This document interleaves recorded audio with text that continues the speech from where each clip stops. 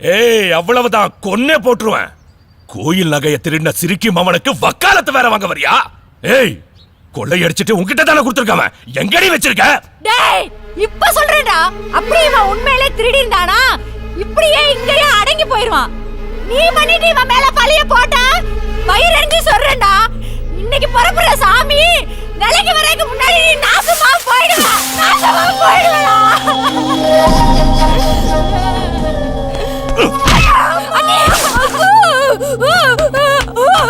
புள்ளத்தாச்சி பொம்பளை போய் இப்படி பயத்துல எட்டி உடைச்சிட்டியே. வீட்டு வேலை பார்த்துட்டு கேட்டா ஏன் மேலயே மனவாரி தூத்துவியா?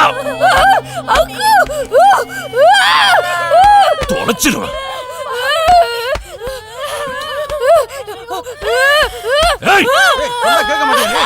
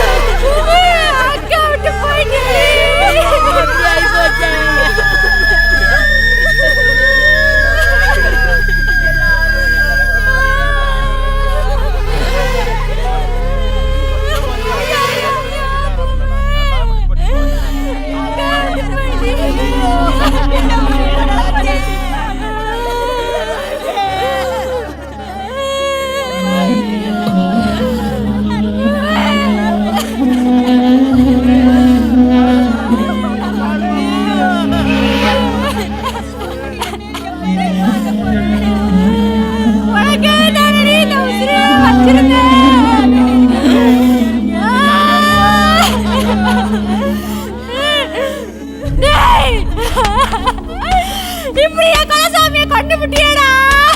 உன்னால இப்படி ஆச்சு. ஐயோ, ஏன் இப்படி செஞ்ச?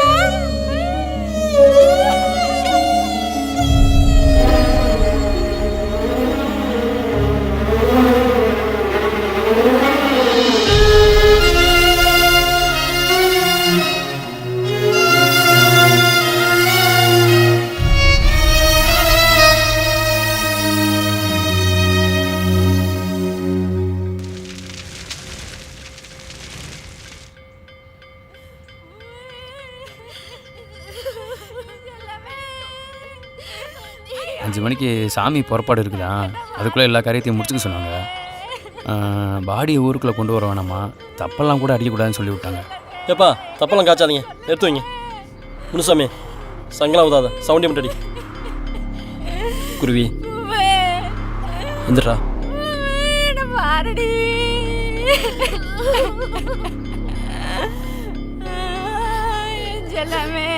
சாமி குத்தம் ஆகி போச்சு, என் சாதி சனம் தூரமாச்சு, சொந்தம் எல்லாம் அத்து போச்சு, இதில் வந்தம் கூட சும்மா பேச்சு, விதியில் கேள்வி நீ பதிலின் தோல்வி.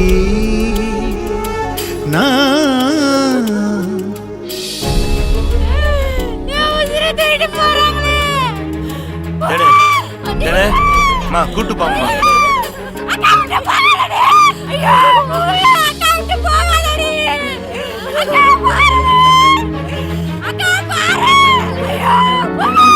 என் கண்ணீர் தானே மிச்சம் மிச்சம், நான் தண்ணீர் கேட்டால் ரத்தம் ரத்தம், என் கண்ணீர் தானே மிச்சம் மிச்சம், நான் தண்ணீர் கேட்டால் ரத்தம் ரத்தம்.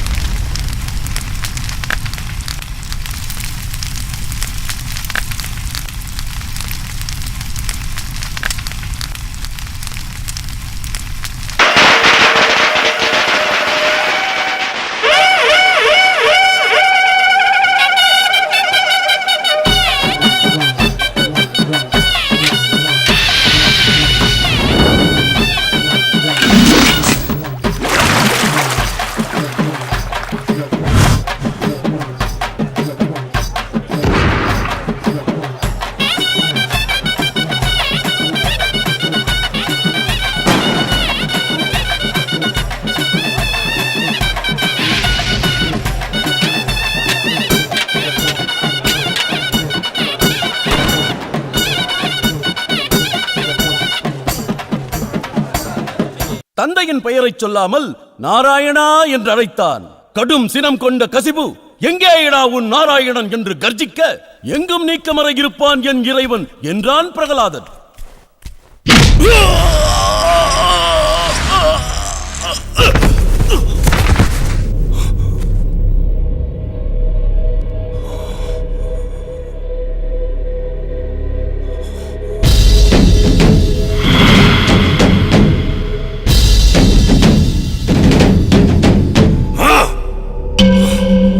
அவதாரம் கொண்டு சீறி வந்தான் எம்பெருமான்.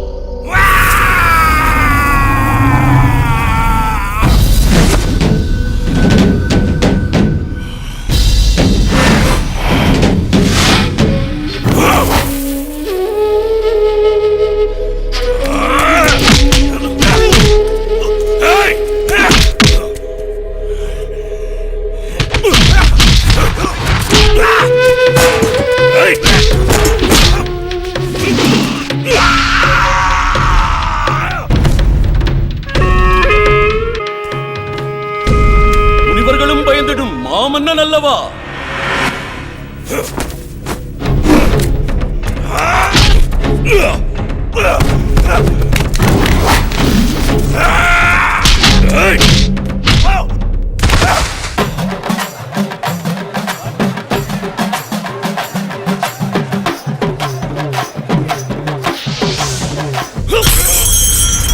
நீ இருக்கேன்னு காமிச்சிட்டப்பா. திரண்ட தோள்களும் திமிரிய புஜங்களும் துடிக்க கதாயுதத்தை சுழற்றினார்.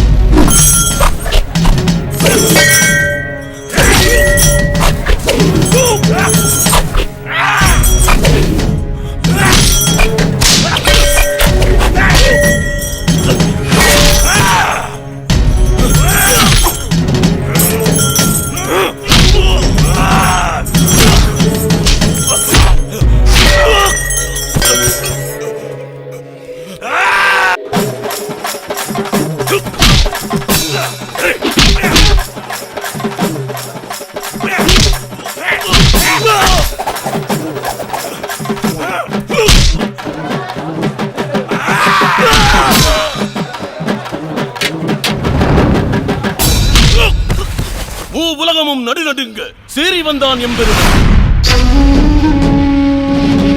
உயிர் பயம் கொண்ட இரண்யன் ஓட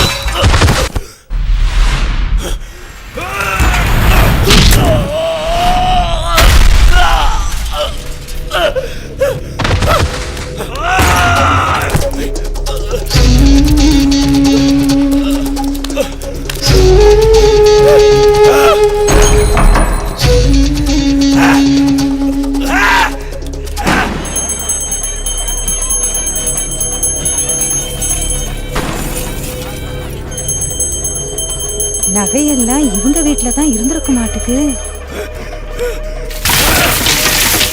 என் பெருமானே, நடராசனே, தப்பு பண்ணது என் புள்ளதான். மனசு இருந்தா மன்னிச்சிரு, இல்லை நீ கொடுக்கிற தீர்ப்பை நான் ஏத்துக்கிறேன்ப்பா.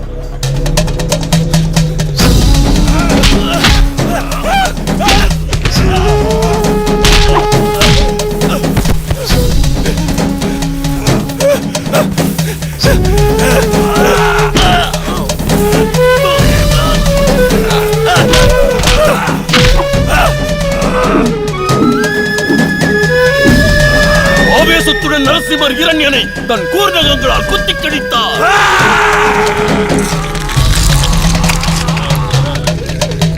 பூவுலகமும் பயத்தில் அலற இரண்யனின் மரண ஓலம் பின்னை பிளக்க